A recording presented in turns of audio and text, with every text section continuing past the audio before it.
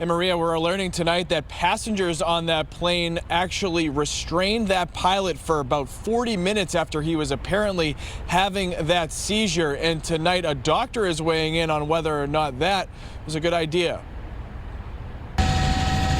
Tonight, a PAL Airlines pilot is recovering in a Boston hospital after passengers say he suffered a massive seizure mid-flight.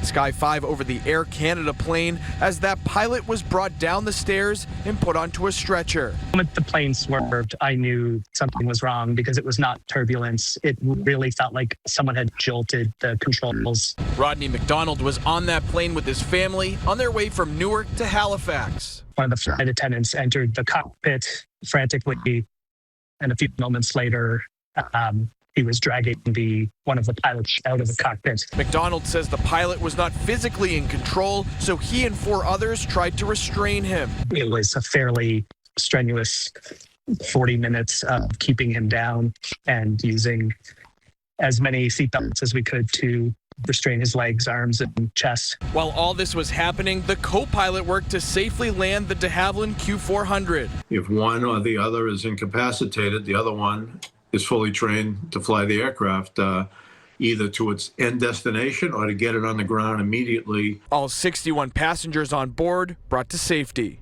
Every thought goes through your mind. You start praying. My boys instantly started praying. We're just grateful for how it all ended.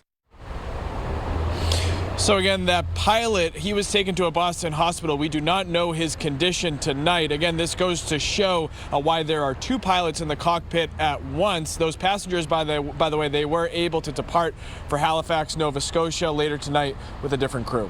We're live here at Logan Airport. I'm Peter Leopoulos, WCVB News Center 5. Wow, okay, Peter, thank you. So as Peter just mentioned, passengers on that plane pulled that pilot from the cockpit.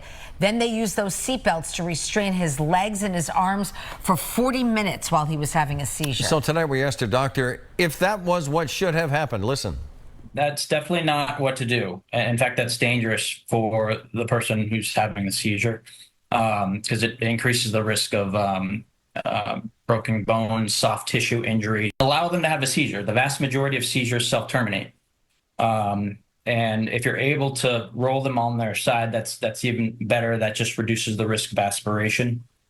If they're up in the aisle, say,